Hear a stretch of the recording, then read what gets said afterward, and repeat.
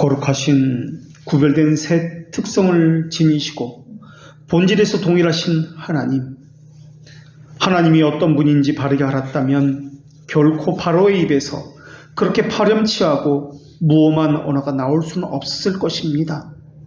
마찬가지로 저희도 하나님이 어떤 분인지 바르게 알고 있었다면 하나님 명령에 대한 철저한 순종이 있었을 것이며 하나님의 말씀에 대해서도 가장 소중한 것으로 마지막 순간에 유언을 듣는 것처럼 그 말씀을 귀담아 들었을 것입니다. 하나님을 두려워하고 있다면 수많은 사람이 죽임을 당하지도 않았을 것이고 피의 강물이 흐르지도 않았을 것이며 무죄한 자들이 큰 소리로 하나님께 울부짖는 일도 없었을 것입니다. 하나님의 주권에 반감을 품고 대적하는 자가 아니고서야 어찌 하나님의 말씀에 순종하지 아니하며 하나님의 말씀을 판단하고 소홀히 하며 자기 감성과 생각을 따라서 하나님의 말씀을 판단하고 대적할 수 있겠습니까? 하나님의 말씀은 두려움과 공포뿐만 아니라 경외심과 달콤함도 주시며 하나님의 모든 속성은 하나님의 말씀과 함께 전달되는 것이기에 하나님의 통치권과 명령권이 저희에게도 들려져야 마땅할 것입니다. 이렇게 하나님의 말씀이 없다면 위로도 줄 수가 없을 것이며 선에 관한 그 어떤 것도 없었을 것입니다. 거룩하신 구별된 새 특성을 지니신 동일 본질이신 하나님이시여, 하나님은 생명이시니 생명의 인가닥에 끝없이 작용하시는 것이고 끝없이 창조하시며 통치하시고 보존하시는 것이오니 이 시간에도 역사하신 하나님의 말씀이 작용하심을 저희들이 보고 저희의 영의 기능이 살아나게 하여 주시옵소서. 무엇을 깨닫고 인식하는 기능과 받아들이고 기뻐하는 느끼는 기능이 하나님의 영의 조명에 받게 하여 주시옵소서. 큰 도리를 가르치는 하나님의 말씀을 소홀히 다루지 않게 하시옵고 저희가 알아야 할 바른 것들을 깊이 깨달아 알게 하여 주시옵소서. 말씀으로 오신 예수님의 이름으로 기도합니다. 아멘.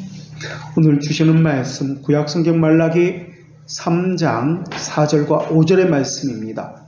하나님의 말씀을 봉독합니다. 하나님의 말씀을 경청하십시오. 그때 유다와 예루살렘의 봉헌물이 옛날과 고대와 같이 나 여호와께 기쁨이 되려니와 내가 심판하러 너희에게 임할 것이라. 점치는 자에게와 간음하는 자에게와 거짓 맹세하는 자에게와 품꾼에 싸게 대하여 억울하게 하며 과부와 고아를 압제하며 나그네를 억울하게 하며 나를 경외하지 아니하는 자들에게 속히 증언하리라. 만군의 여호와가 말하였느니라. 아멘. 오늘 주시는 이 말씀은 우리가 소위 알고 있는 십계명과 관련된 말씀입니다. 십계명은 하나님 사랑, 이웃 사랑으로 요약되는 도덕법이며 계명 그리고 양심법입니다.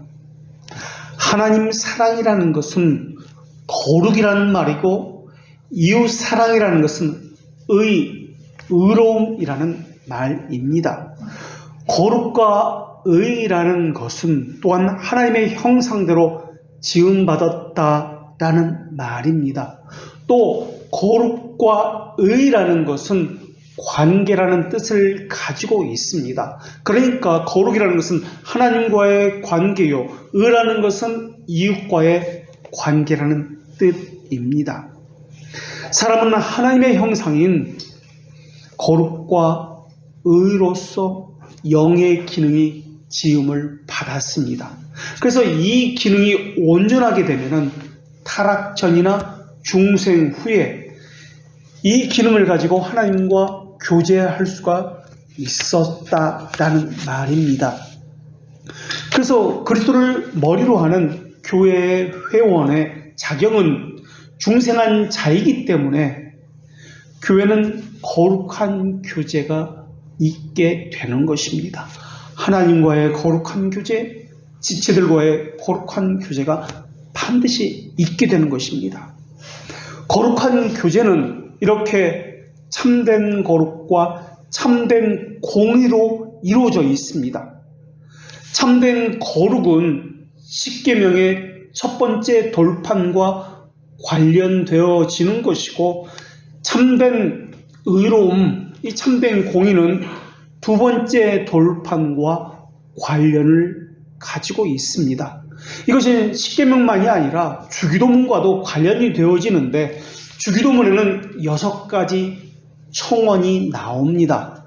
첫 번째 청원부터 세 번째 청원의 그 기도인 아버지의 뜻이 하늘에서 이루어진 것 같이 땅에서도 이루어지게 하소서, 이것이 거룩과 관련되어지는 청원입니다. 그리고 네 번째 청원은 우리에게 잘못한 사람을 용서하여 준 것 같이부터 6번째 청원인 우리를 시험에 빠지지 않게 하시고 악에서 구하소서, 이것이 바로 이웃과의 관계인 의로움과 관련된 청원입니다. 이렇게 십계명도 주기도문도 거룩과 공의, 즉 하나님의 형상과 연결이 되어 있습니다.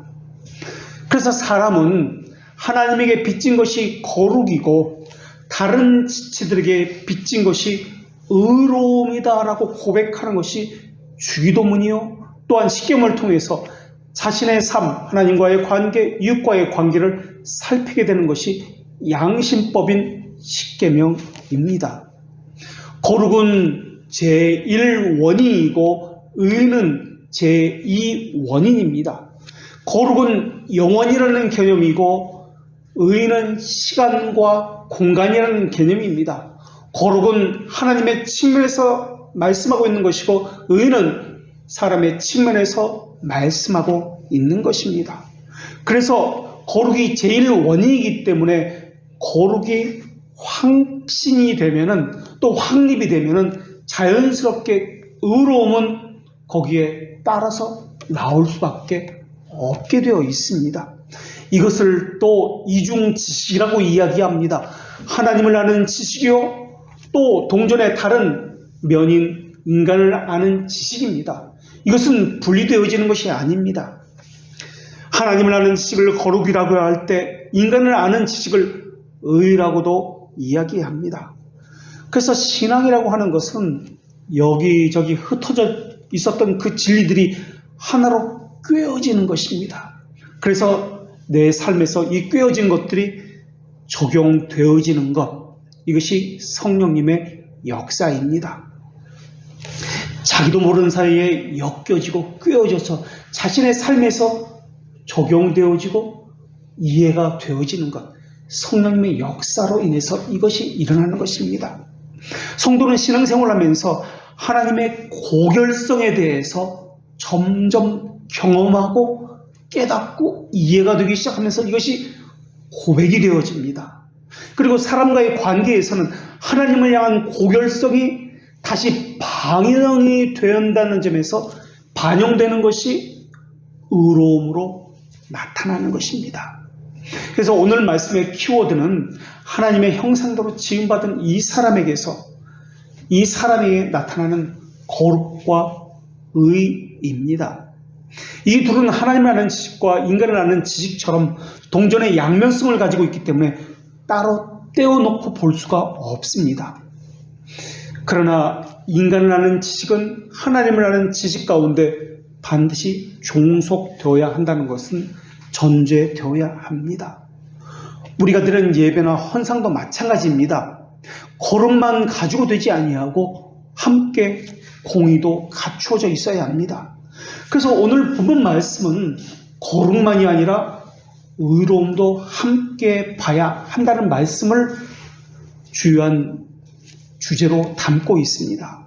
오늘 말씀은 4절과 5절의 말씀인데 5절을 먼저 읽은 다음에 4절을 그 다음에 읽으면 좀 더 이해가 쉽습니다. 그렇게 하는 이유는 율법이라든지 십계명을 우리가 해석할 때 해석하는 방법 가운데 부정은 긍정으로, 명령은 금지로, 금지는 명령으로, 외적인 것은 내적으로, 내적인 것은 외적으로, 적극적인 것은 소극적으로, 소극적인 것은 적극적으로 해석해야 한다고 우리가 배워왔습니다. 예를 들어가지고 살인하지 말라라는 이 계명은 말라 부정적인 명령이기 때문에 이 부정명령은 반대로 해석해서 긍정명령으로 해석해야 합니다. 그래서 살인하지 말라는 이 계명은 긍정으로 명령으로 해석해서 우리 자신과 다른 이웃의 생명을 소중히 여겨라, 보존하라 라는 뜻으로 해석이 됩니다. 그런 원리에 따라 오늘 본문은 부정명령이기 때문에 이것을 긍정문으로 해석하게 되면 5절과 4절이 바뀌면서 이렇게 해석하게 되게 됩니다. 내가 복을 주러 너희에게 임할 것이라. 점치는 자가 없고 간음한 자와 거짓 맹세하는 자가 너희 사이에 없고 품꾼의 싹에 대해서 억울하게 하지 아니하고 과부와 고아를 잘 보살피며 나그네를 잘 대접하며 그렇게 나를 경외하는 자에게 속히 지원하리라. 만군의 여호와가 말하였느니라. 그렇게 유다와 예루살렘의 복물이 옛날과 고대와 같이 나 여호와에게 기쁨이 되려니와 라고 번역할 수가 있습니다. 참된 믿음이 그 심정에 새겨져 있다면 하나님과의 관계인 거룩만을 갖추는 것이 아닙니다. 다른 지체와의 관계인 의로움도 마땅히 갖추게 되어 있습니다. 의로움이라는 것은 모든 이들에게 주어야 할 것을 주는 것을 이야기합니다. 그래서 공정함을 갖추는 것을 의라고 이야기합니다. 거룩이라고 이야기하는 것은 세상의 오염으로부터 분리된 것, 떠나 있는 것을 거룩이라고 이야기합니다. 거룩은 하나님과의 어떤 교제를 하고 있느냐를 묻고 있는 것이고, 의로움이라고 하는 것은 이웃과의 어떤 교제를 하고 있느냐를 묻고 있는 것이 의입니다. 거룩과 의는 하나님의 형상의 대표적인 것인데, 중생한 사람은 하나님의 형상을 따라서 바른 지식 안에서 거룩과 의를 추구하는 성향을 가지게 되어 있습니다. 그래서 하나님을 향한 믿음은 이웃을 향한 선행으로, 이것은 불가분의 관계로 반드시 중생한 자에게는 이것이 나타나게 되어 있습니다. 그래서 헌상도 보면은, 소위 헌금이라고 불리는 것도 성경에 보면은 두 가지로 나타납니다. 하나는 구약에서도 하나님께 드리는 제사가 있습니다. 그리고 또 하나는 이웃에게 베푸는 구제의 헌상이 있습니다. 이를테면 화목제물과 같은 것입니다. 화목제물은 하나님께 예배를 드리지만 이 제물을 가지고 이웃과 나누어 먹습니다. 이것이 화목제물입니다. 이것은 신약에서도 그대로 반영되어서 예루살렘을 위한 구제 헌금과 같은 것이 나오곤 합니다. 그래서 하나님께 드리는 것과 이웃에게 베푸는 구제 헌상은 늘 항상 함께 갑니다. 이것이 올바른 헌상이 됩니다. 신앙 고백에서도 하나님께 주시는 믿음을 올바른 믿음이라고 이야기하고, 또 지체들에게 행하는 선행이 동반된 것을 참된 믿음이라고 이야기합니다. 올바른 믿음이라고 하는 것은 하나님의 측면에서 말씀하시는 것이고, 참된 믿음이다라고 하는 것은 사람의 측면에서 말하는 믿음입니다. 그래서 하나님께서 주신 믿음을 올바른 믿음이다라고 할 때 이것은 거룩과 관련된, 하나님과 관련된 것이고, 하나님께서 주신 믿음 말고 사람의 측면에서 바라보는 참된 믿음이라고 하는 것은 이웃과의 관계에서 바라보기 때문에 이것을 의로운 믿음이다 라고도 합니다. 우리는 믿음은 행위가 배제된 것이라고 배웠습니다. 그러나 행위가 배제된 것이 믿음이다 라고 할 때 거룩한 삶이나 선행마저 배제되었다는 뜻은 아닙니다. 거룩과 공의라는 것은 늘 함께 가는 것입니다. 그리고 이 믿음의 여정은 한순간이나 일순간에 그치는 것이 아니라 전생에 걸쳐서 거룩과 의로움은 늘 함께 나타나야 합니다. 그래서 의롭게 하는 믿음이 있다면 거룩한 삶으로 자신이 믿음이 있다는 것을, 그 증거를 결실로 나타내 보이게 되어 있습니다. 이 순서는 바뀌지 않습니다. 참된 믿음은 하나님께서 선택하신 결실의 열매이기 때문에 그렇습니다. 인간 노력의 결실이 아니기 때문에 그렇습니다. 이와 반대로 헛된 믿음이라는 것이 있습니다. 거짓된 믿음이라는 것이 있습니다. 이 거짓된 믿음, 헛된 믿음이라고 하는 것은 사랑을 실천하도록 고무시키지 않는다는 점에서 거짓된 믿음, 헛된 믿음이라고 이야기합니다. 이 헛된 믿음, 거짓된 믿음은 거룩과 의가 분리되어 나타납니다. 한쪽으로 치우치게 나타납니다. 또는 둘 다 나타나지 않습니다. 그래서 거룩이 없는 사회 봉사만 열심히 하는 사람이 되거나 또는 사회 봉사, 이웃 사랑이 없는 열렬한 소위 말하는 기도원 파가 되거나 합니다. 이것은 잘못된 신앙입니다. 선행이라고 하는 것도 이웃 사랑이라고 하는 것도 참된 믿음에서 나오는 것이기 때문에 상상이나 가공된 것에 의존하지 않습니다. 하나님의 말씀에서 나오는 것이 기쁨으로 순종하는 삶으로 나오는 것입니다. 그래서 하나님과의 관계가 온전한 사람은 이웃과의 그 관계에서도 의로움으로 나타나게 되어 있습니다. 그래서 하나님의 말씀에 순종하는 것이 너무나 기쁩니다. 경제적으로 손해보는 것보다 하나님께 순종하는 것이 더 기쁘기 때문에 그렇게 행합니다. 말씀에 순종하는 것이 그 명령을 내린 입법자의 권위에 순종하는 것이기 때문에 그렇습니다. 그래서 모든 것이 기쁨으로 자원하여 그렇게 행합니다. 이웃에게 선행을 행하는 것이 하나님에게 순종하는 것이기 때문에 그렇습니다. 그래서 모든 죄악이 의도하는 것은 하나님의 손에서 왕의 호를 빼앗는 것이며 하나님의 권위를 무시하는 것이기 때문에 그렇습니다. 그래서 이웃에게 다른 지체에게 의로움을 행하지 않는 것은 궁극적으로 하나님의 권위를 무시하는 것입니다. 하나님을 두려워하지 않기 때문에 그렇게 하는 것입니다. 하나님을 두려워한다면 이웃에게 죄를 행하는 것은 슬퍼할 것입니다. 그리고 정직과 공의를 매우 소중하게 여기게 될 것입니다. 죄는 불법을 행하는 것이라고 불리기 때문에 하나님을 바르게 한다면 거룩을 사랑할 것이며 거룩을 사랑한다면 의로움도 사랑하게 될 것입니다. 죄는 하나님의 위엄을 멸시하는 것이요 무시하는 행위입니다. 하나님의 계명을 지키지 않는 것은 하나님의 말씀을 잊어버리는 것이라고 불리기도 합니다. 하나님을 사랑한다면 하나님의 말씀을 사랑하게 될 것입니다. 하나님을 알려주는 유일한 수단이 하나님의 말씀이기 때문에 하나님의 말씀을 사랑할 것이요 하나님의 말씀을 사랑한다는 것은 하나님의 말씀인지 아닌지가 중요하지 그것이 책망의 말씀인지 아니면 감동적인 좋은 이야기인지 이것은 전혀 중요하지 않게 여기게 될 것입니다. 하나님의 형상대로 지음을 받았기 때문에 중생한 사람은 하나님의 속성인 거룩과 의로움을 그대로 반영하여서 이것이 자신에게서 드러나게 될 것입니다. 그렇지 않은 자는 사람의 타락성, 이 선천성을 그대로 반영하게 될 것입니다.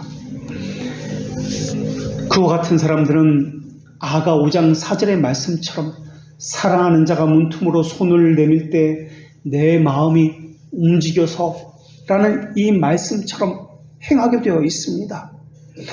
영혼의 커다란 울림이 존재하게 된다는 사실을 그들은 나타나게 될 것입니다. 물론 죄의 잔재 가운데 아직 있습니다. 아직 싸움 중에 있습니다. 그러나 영의 기능이 회복되었다는 이것에 대한 스스로의 증거를 가지고 있게 될 것입니다. 하나님의 것이 그저 좋게 여겨지게 될 것입니다. 그냥 그렇게 하고 싶게 될 것입니다. 그렇게 하는 것이 너무나 좋은 것처럼 여겨지게 될 것입니다. 누가 시켜서 하는 것이 아닙니다. 거룩이 좋고 의가 좋습니다. 하나님과 관계된 모든 것이 그저 좋을 뿐입니다. 시편 84편 기자가 사랑한 교회는 크고 아름다운 교회가 아니었습니다. 웅장한 화려한 수많은 사람들이 모이는 교회가 아니었습니다. 시편 기자가 뭐라고 고백하느냐면 만군의 여호와여 주의 장막이 어찌 그리 사랑스러운지요 내 영혼이 여호와의 궁전을 사모함으로 쇠약하며라고 고백을 합니다. 여호와의 궁전이라고 불리는 이 성전은 장막입니다. 주의 장막이라고 불리는 이것은 텐트입니다. 햇빛과 비와 이슬과 눈에 의해서 다 낡고 너덜거리는 가죽 청막을 궁전이라고 그렇게 부르고 있습니다. 다른 사람들은 다 낡아빠진 천막이라고, 냄새나는 보잘것없는 천막이라고 그렇게 불리는 것입니다. 그런데 이 시편 기자는 자기 눈에는 궁전으로 보이고 있습니다. 너무 사랑스럽다고 이렇게 고백하고 있습니다. 그것을 얼마나 사모하는지 자신의 영혼이 쇠약해졌다고 고백하고 있습니다. 다른 사람 눈에는 그렇게 보이지 않습니다. 그런데 이 사람 눈에는 그 낡아빠진 그 궁전이 그렇게 아름답게 보인다고, 사랑스럽게 보인다고 그렇게 고백하고 있습니다. 무엇 때문에 그렇습니까? 금은보화로 장식되었기 때문에 그렇습니까? 값비싼 것으로 그렇게 화려하게 보이기 때문에 그렇습니까? 아닙니다. 단 하나의 이유가 있다면 하나님께서 그곳에 함께 하시기 때문에, 그곳에서 말씀을 주시기 때문에 그렇습니다. 다른 것은 있어도 하나님께서 그곳에 계시지 않는다면, 하나님의 말씀이 그곳에 없다면 아름다운 것이 아니기 때문에 그렇습니다. 사랑할 수 없기 때문에 그렇습니다. 바로 그곳에서 하나님의 말씀이 전해지기 때문에, 하나님과 교제가 이곳에서 있기 때문에 사랑스럽고 궁전처럼 그렇게 보이는 것입니다. 시편 기자에게는 사람이 없고 초라하고 시설이 형편없고 냄새나고 이것은 전혀 문제가 되지 않습니다. 거짓된 자들에게는 그것만이 보일지도 모르겠습니다. 그것이 문제가 될지도 모르겠습니다. 그러나 시편 기자는 그것은 문제가 되지 않냐며 오히려 그것을 사모하여서 병이 낫다라고 고백을 하고 있습니다. 시편 기자는 그곳에서 하나님을 만났던 그 경험들이 있기 때문에 그렇습니다. 그 시편 기자는 그 영혼 안에 하나님께서 마음에 감동을 주신 영혼의 울림이 있기 때문에 그렇습니다. 그래서 그것을 고백해 놓은 것이 시편입니다. 우리 안에서 믿음을 견고하게 하려는 성령님의 역사가 있었고, 그 성령님의 역사가 수없이 경험되어졌기 때문에 그 기록들이 그 심정에 있었다는 것입니다. 그 교제의 기록들이 단어로, 인간의 언어로 표현된 것이 시편입니다. 하나님을 사랑하는 사람은 자기 교회 건물이 초라하다, 프로그램이 없다, 음향시설이 안 되어 있다, 이런 거 전혀 생각하지 못합니다. 그저 어머니의 품 안에서 사랑을 받는, 그 사랑받는 이것만 있습니다. 교회의 건물이 좋고 나쁘고 있는 것이 아닙니다. 교회라는 것은 사랑하는 하나님이 그곳에 있고, 사랑하는 하나님의 말씀이 들려지면 그것이 교회입니다. 사랑하는 하나님과 함께 있기 때문에 그것이 어디서나 궁전이 되는 것입니다. 그 하나님께서 하나님의 사랑으로 우리를 불러주셨고 우리를 일으켜주시는 분이 그곳에 있기 때문에 그렇습니다. 그것을 경험한 사람은 그것을 사랑이라고 부르기도 하고, 때로는 그것을 거룩이라고 부르기도 하고, 때로는 영적 선이라고도 부릅니다.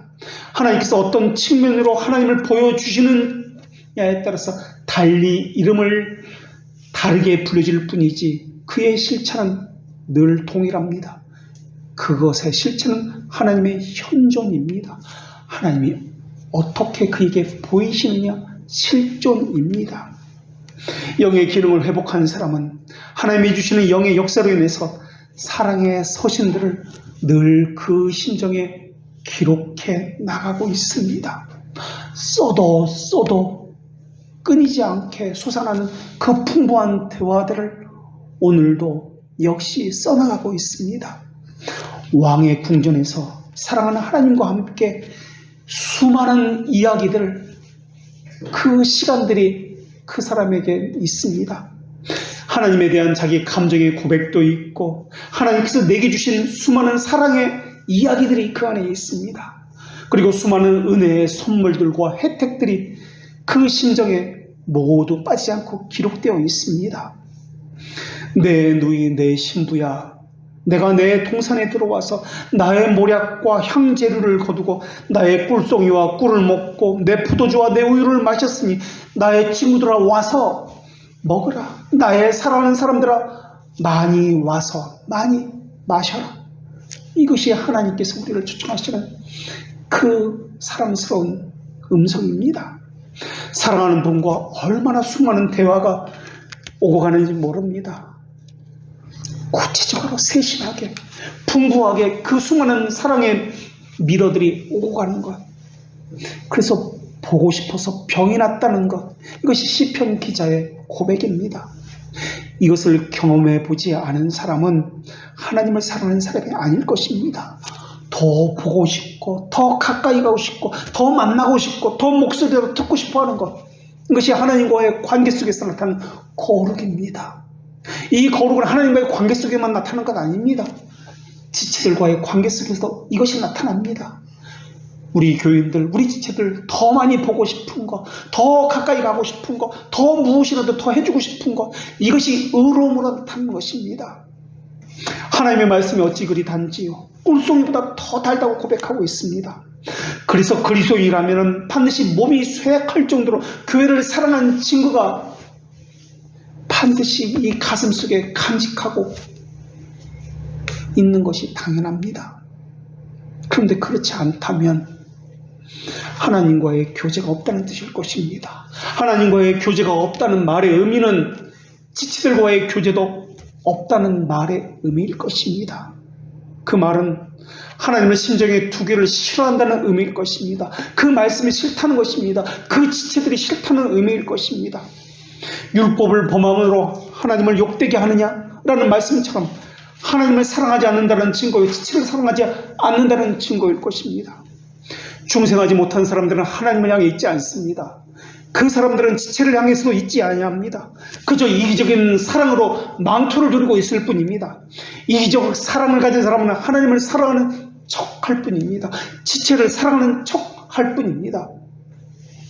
그래서 그리스도인이라고 불리고 있으면서도 가장 불행한 사람은 정말 병이 날 정도로 사랑하는 교회를 가져본 적이 없는 사람일 것입니다. 교회를 다니면서도 여호와의 교훈은 정직하여 마음을 기쁘게 한다는 이것을 경험해보지 못한 사람일 것입니다. 여호와의 계명은 순결하여서 눈을 밝게 한다는 것이 어떤 의미인지 경험해보지 못한 사람일 것입니다. 지체를 사랑한다는 것이 어떤 것인지 경험해보지 못한 사람일 것입니다.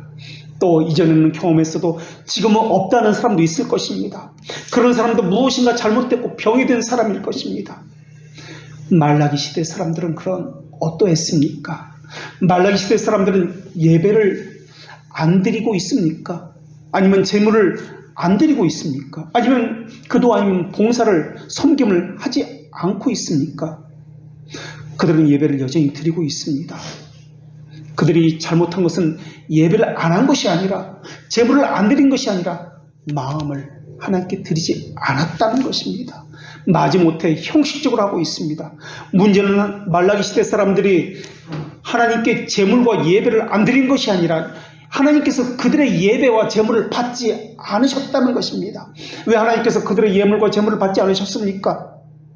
이스라엘은 하나님의 권위를 부정하고 있기 때문에 그렇습니다. 하나님을 경외하고 있지 않기 때문에 그렇습니다. 하나님의 영광에 합당한 권리를 그들은 인정하지 않고 있기 때문에 그렇습니다. 하나님은 이스라엘에게 아들은 그 아버지를, 종은 그 주인을 공경하나니 내가 아버지일진데 나를 공경함이 어디에 있느냐, 내가 주인일진데 나를 두려움이 어디 있느냐라고 그렇게 말씀하셨습니다.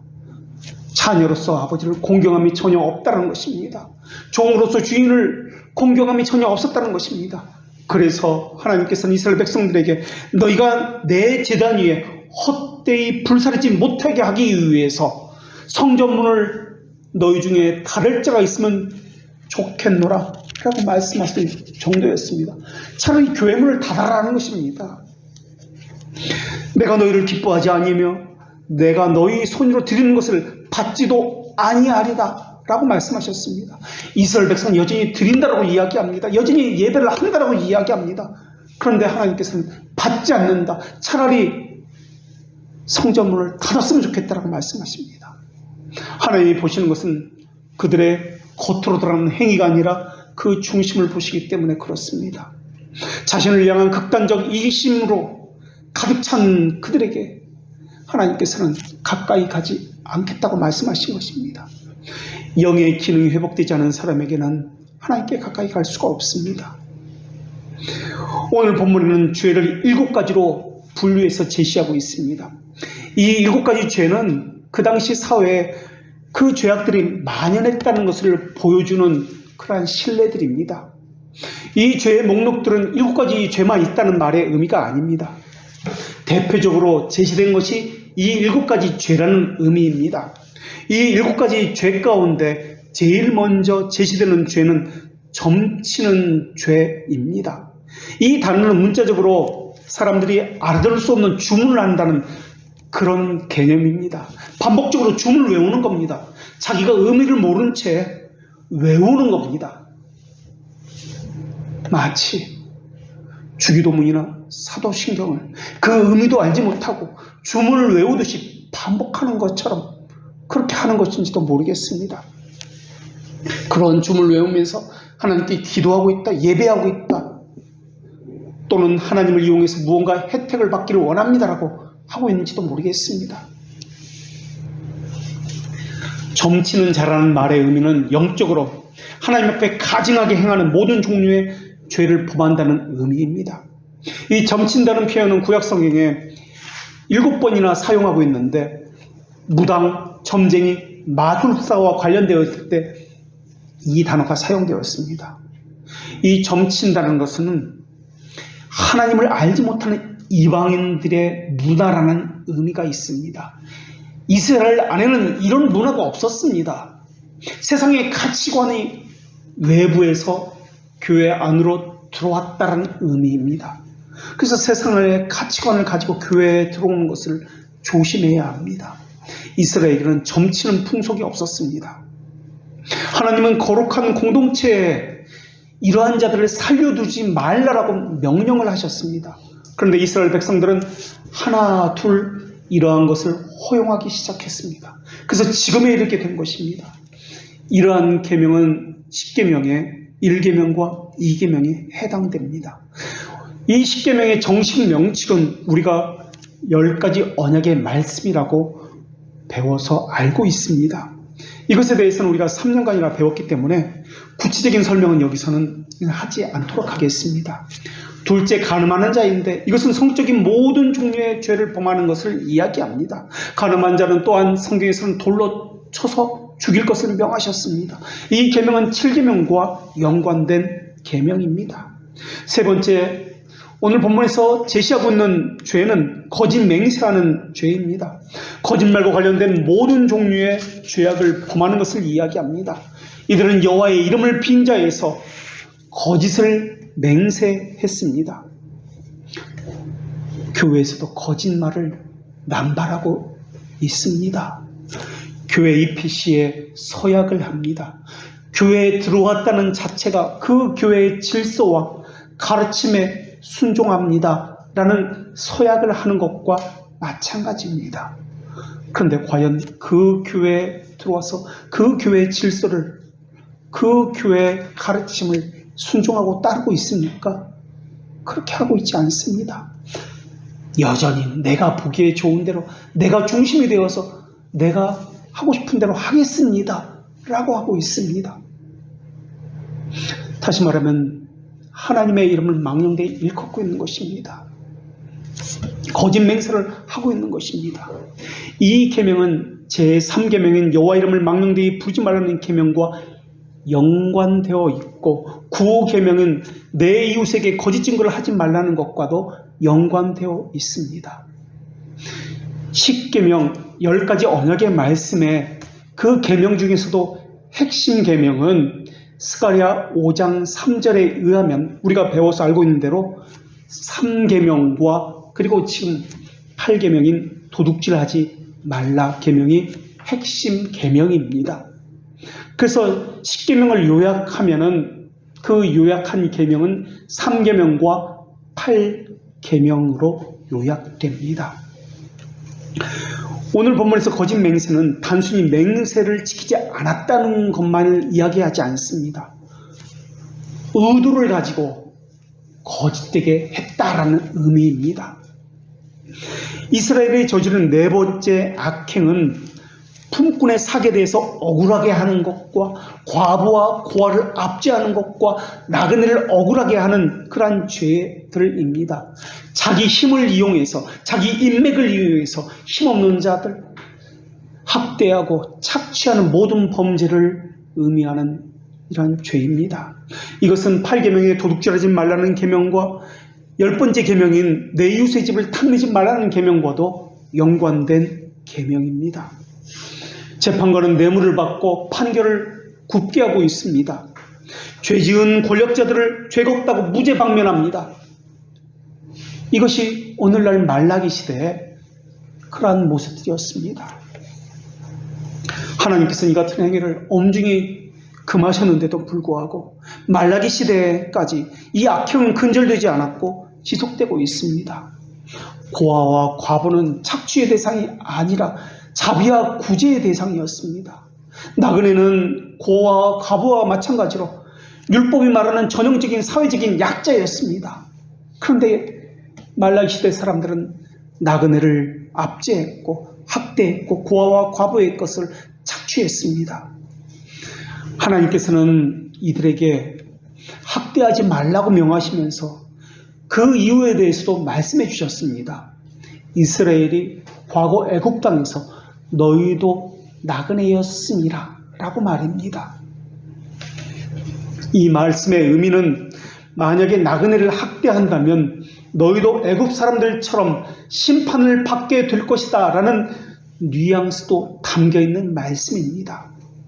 그리고 마지막으로 제시되는 7번째 죄명은 나를 경외하지 않았다라는 것입니다.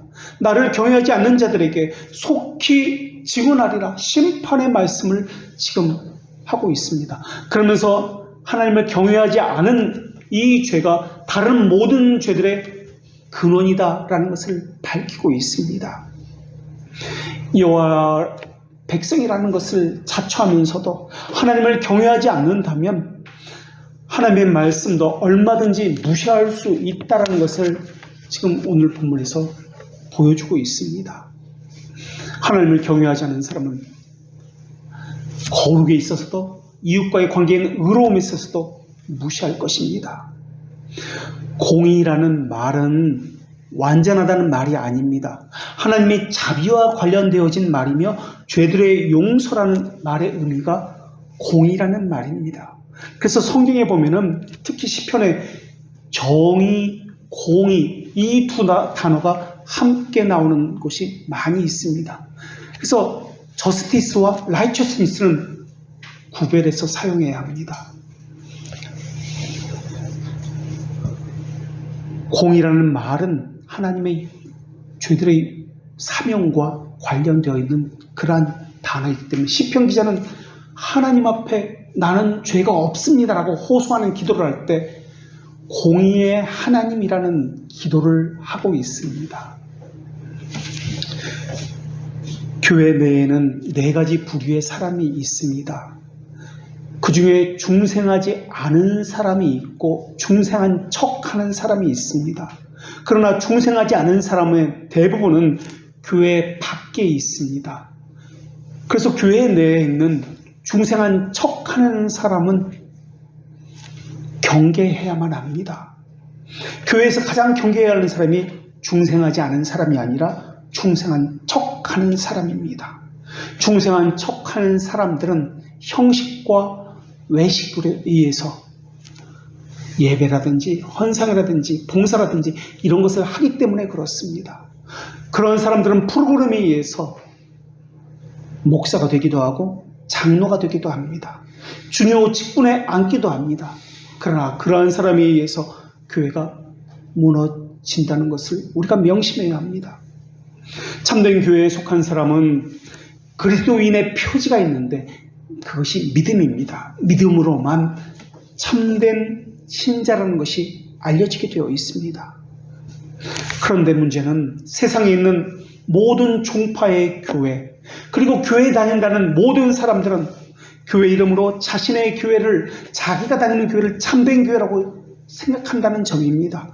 그리고 자기는 교회에 다니기 때문에 참된 신자라고 생각하고 있다는 점입니다.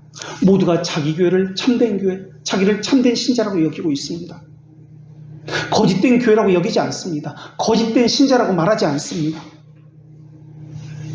속이기도 하고 속고 있습니다. 이렇게 교회 안에는 형식적으로만 외식주의자들이 너무나 많이 있습니다.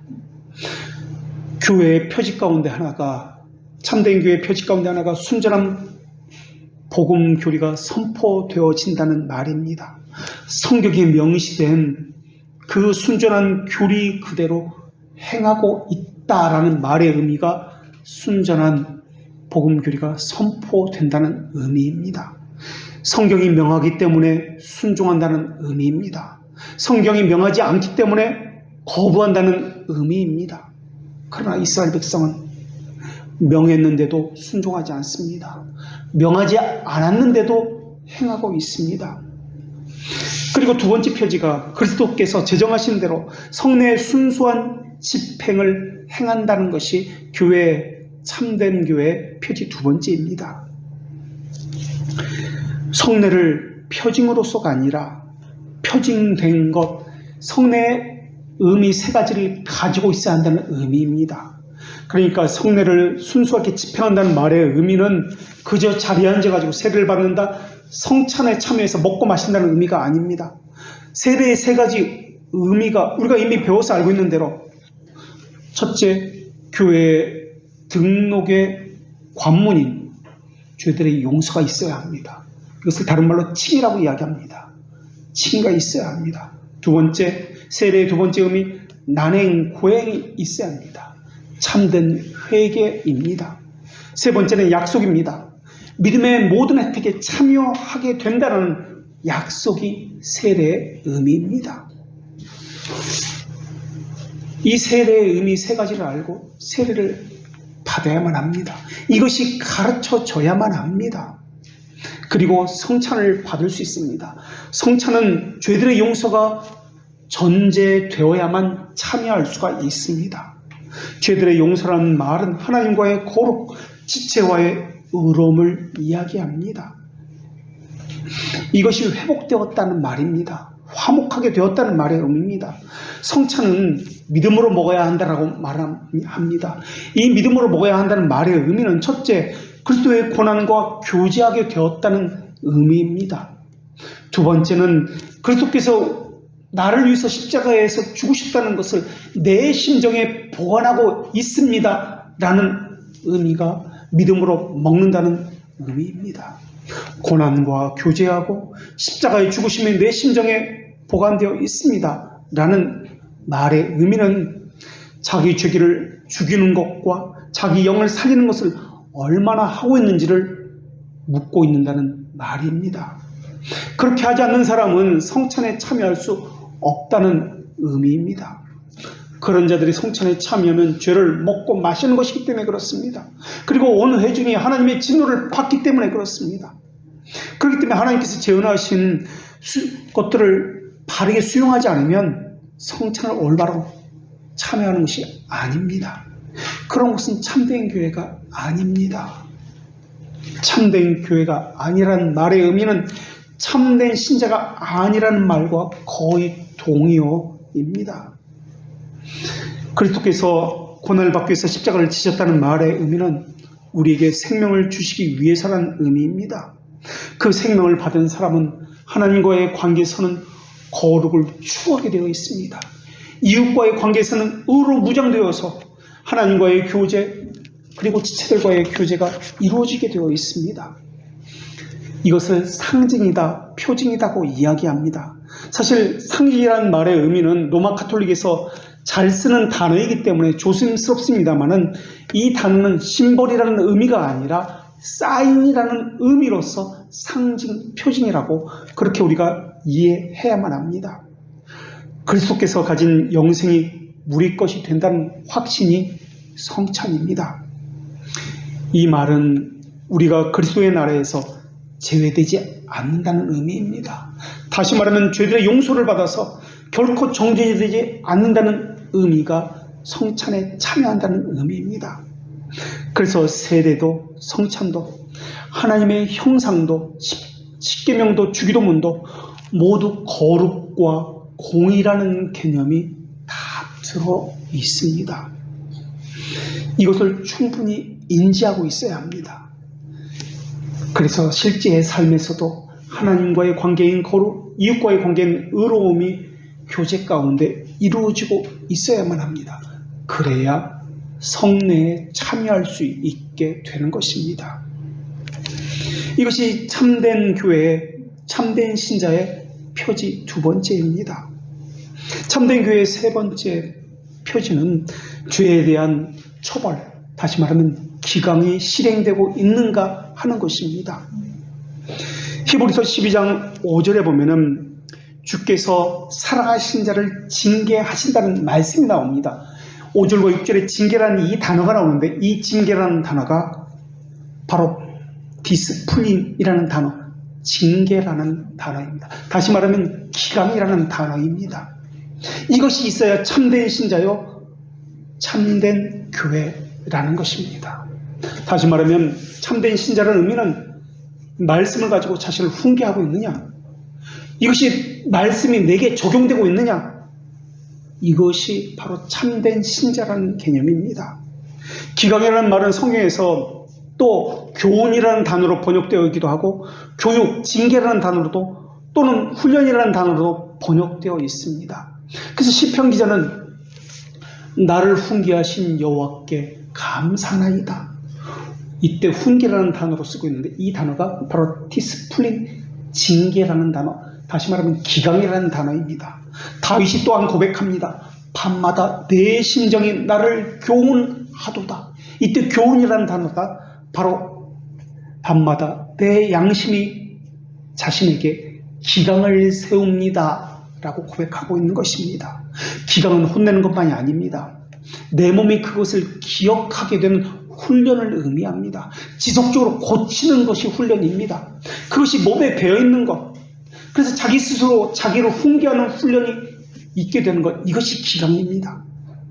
그래서 기강이라는 말의 의미는 예수 그리스도를 머리로서, 유일한 머리로서 삶에서 인정하며 산다는 것이 기강의 의미입니다. 개혁된 교회는 항상 개혁되어야 한다라는 말도 마찬가지입니다. 자신을 하나님의 말씀 앞에 세워서 지속적으로 훈계해서 기강이 바르게 세워져야 한다는, 이것이 개혁된 교회라는 개념입니다. 칼빈은 교회를 어머니라고 했는데 이 말은 양육을 의미합니다. 가르치고 수정하고 바르게 한다는 의미가 교회입니다.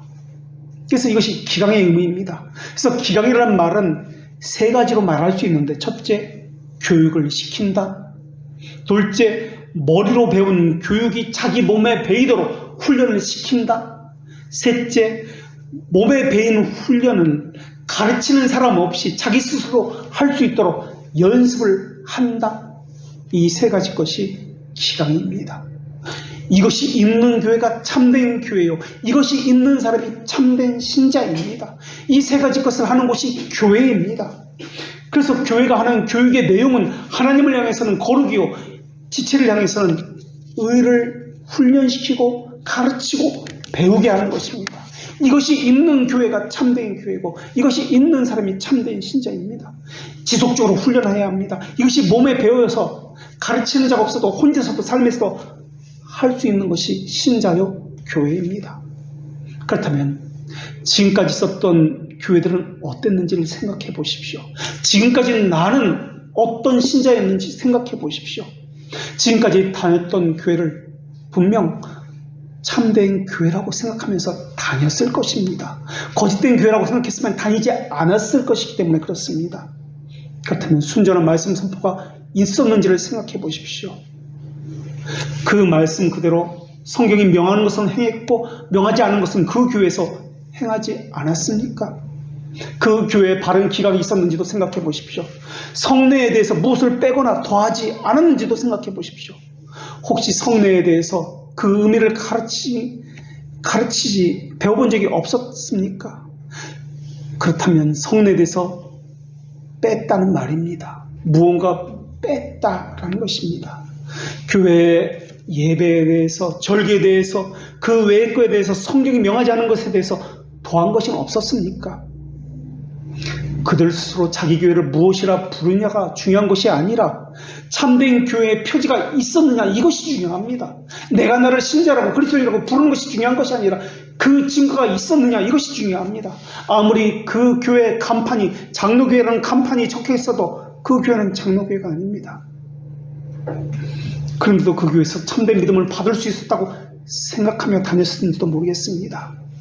참된 믿음은 순전한 말씀과 관련되어집니다. 이것을 믿음의 항목이라고 이야기합니다.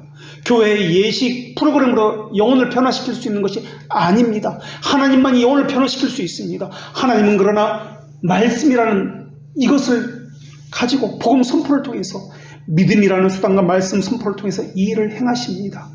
그리고 하나님의 형상인 거룩과 공의가 우리에게 나타나도록 하십니다. 교회는 그것을 가르치고 있습니까? 그 모임 안에서 그것이 충분히 보여지고 있습니까? 이것이 교회입니다. 이것이 신자입니다.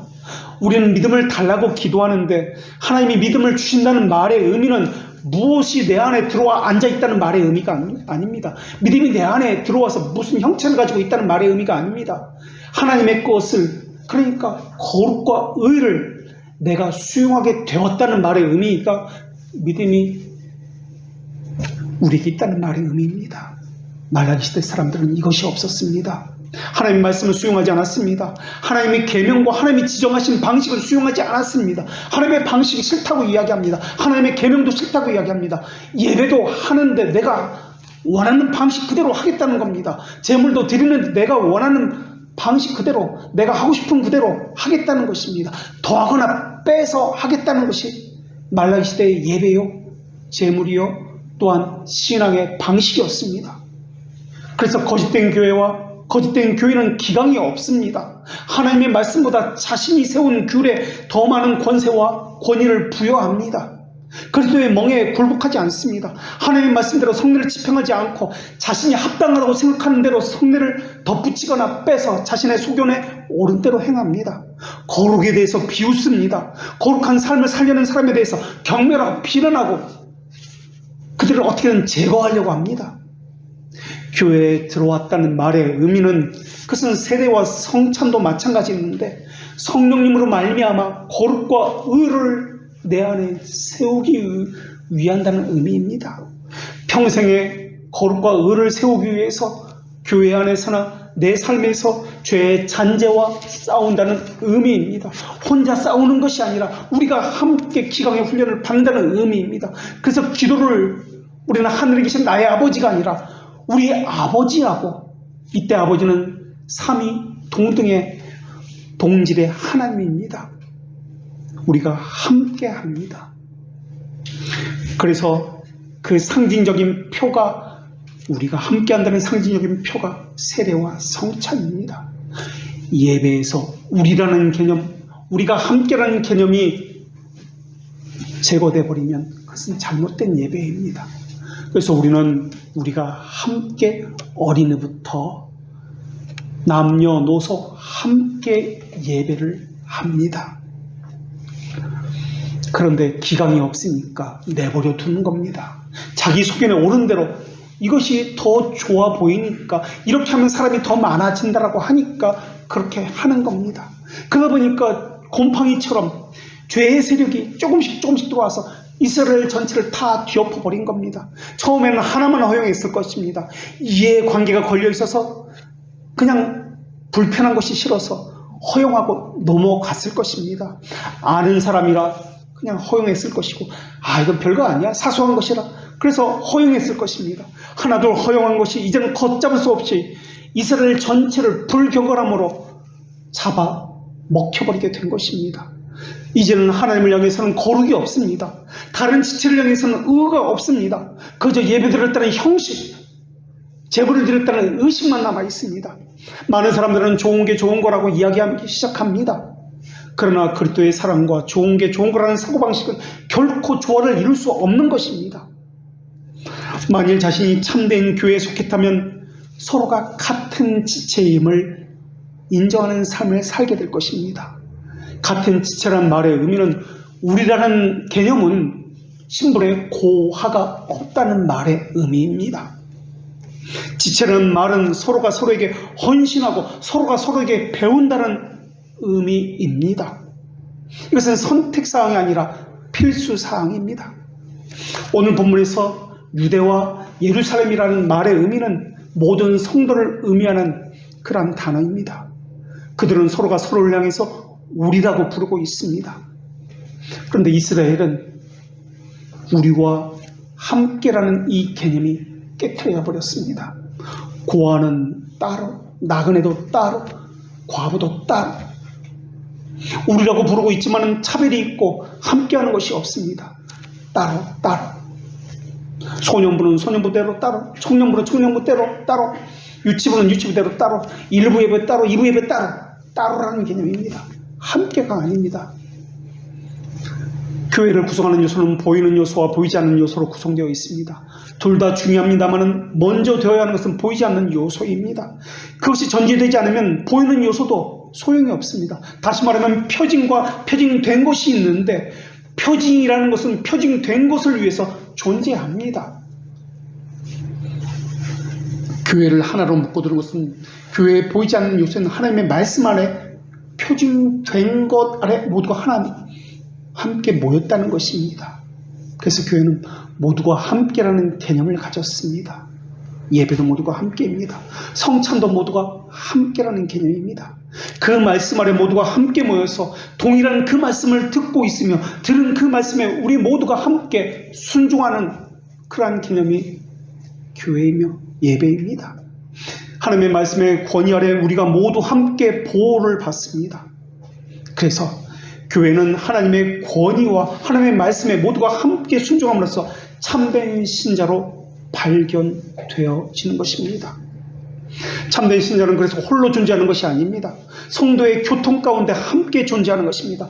그래서 우리는 교회에 대해서 고백을 사도신경에서 이렇게 고백합니다. 성도가 서로 교통하는 것을 우리는 믿습니다라고 말합니다. 이것이 교회이기 때문에 그렇습니다.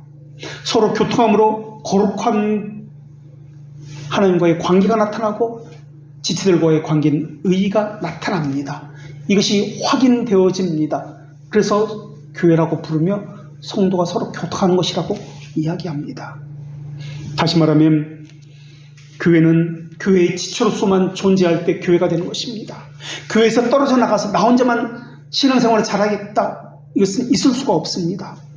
존재라는 개념이 있을 수가 없는 것입니다. 그렇기 때문에 세례와 성찬에서 연합이라는 개념을 발견해야 됩니다. 그래서 그리스도와의 연합은 자연스럽게 신자들끼리의 교통을 내포하고 있습니다. 그런데 어떤 사람은 이것을 분리시켜버립니다. 하나님과의 관계만, 나만 잘 믿으면 됩니다 라고 생각합니다. 그래서 다른 지체가 잘 믿으면 상관을 하지 않습니다. 그렇지 않습니다. 교회는 나만 잘해서 되는 거 아닙니다.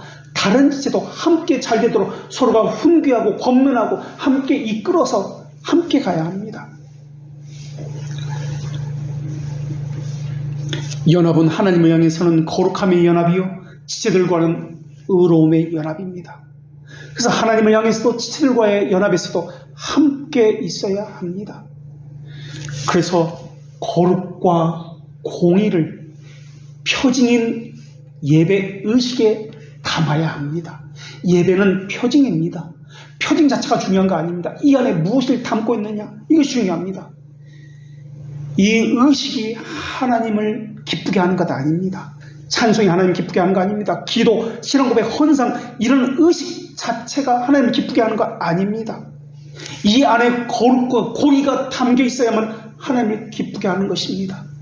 이 모든 것에 있어서 말라기 시대 사람들은 거룩과 공의가 담겨 있지 않았습니다. 그저 의식만 가지고 하나님을 예배했고 헌상했습니다. 하나님은 새 언약 아래에서는 합당한 태로 하는 예배만을 받으십니다. 그 예배는 나 혼자만의 예배가 아니라 우리 모두 함께는 예배해야 하고, 그 예배는 의식이 아니라 거룩과 의를 담고 있는 의식으로서의 예배여야 합니다. 오늘 본문의 옛날과 고대와 같이라는 이 말씀은 과거의 이스라엘 백성의 예배는 그랬다라는 것을 의미합니다. 어떤 사람은 하나님께서 기쁘게 받으셨던 그때를 모세의 때라고도 이야기하고, 어떤 사람은 다윗의 때라고도 이야기합니다.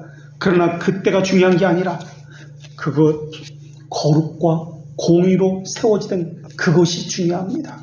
기강이 살아있을 때, 하나님의 말씀에 살아있는 통치가 있을 때, 말씀에 순종하는 백성이 있었을 그때가 중요합니다. 하나님은 영원하신 분이기 때문에 이것은 변함이 없습니다. 예배는 의식으로서가 아니라 영의 기능의 고결성이 있는 예배여야 합니다.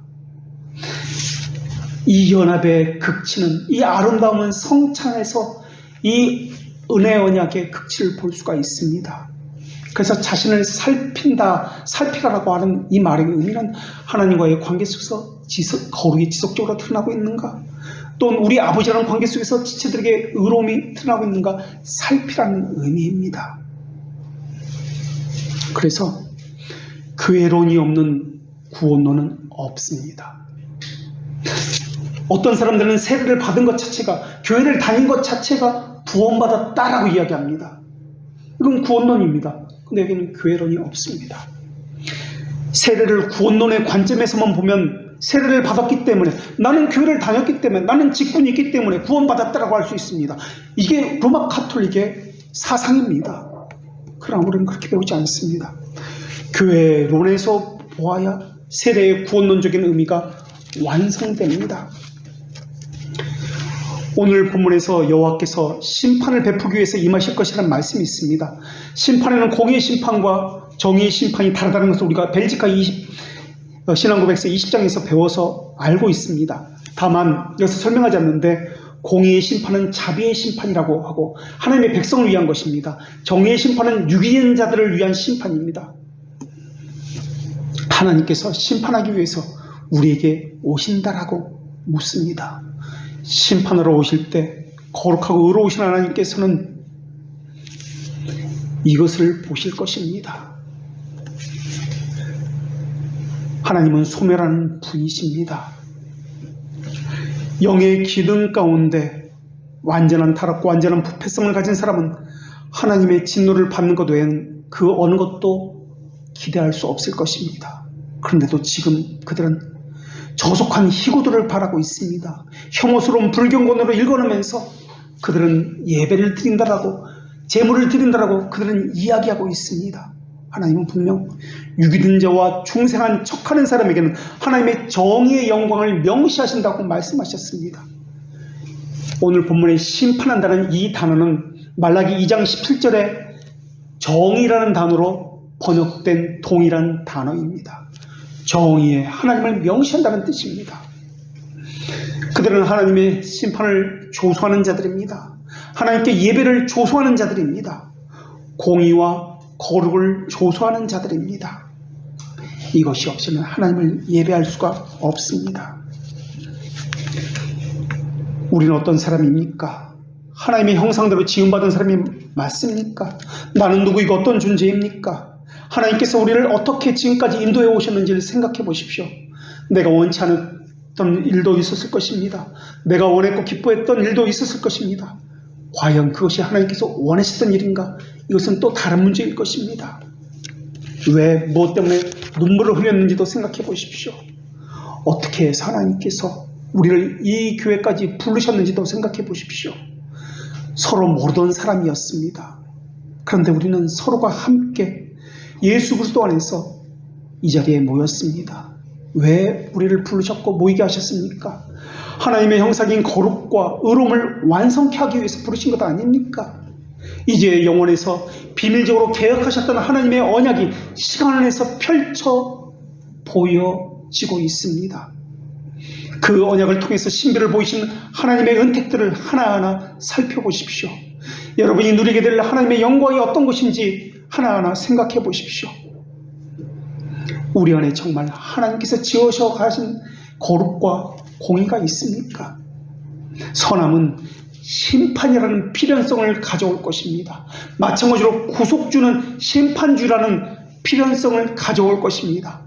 선하기 때문에 정의가 있는 것이며 구속이 있기 때문에 심판이 있는 것입니다.